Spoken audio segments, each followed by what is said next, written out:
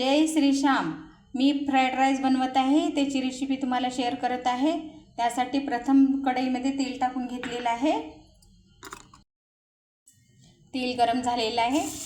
लसूण टाकून घ्यायचं आहे। लसूण कट करून घेतलेला आहे। अद्रक पण कट करून घेतलेला आहे। कांदा कट केलेला, शिमला मिरची कट केलेली,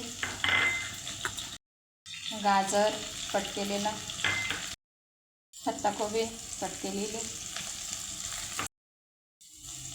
शेजवान चटणी,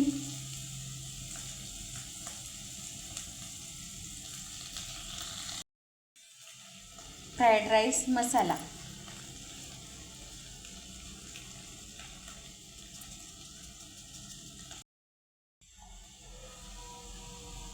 भात टाकायचा आहे।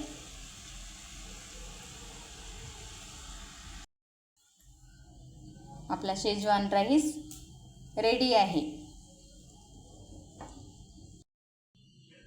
शेजवान राईस आपला खाण्यासाठी रेडी आहे।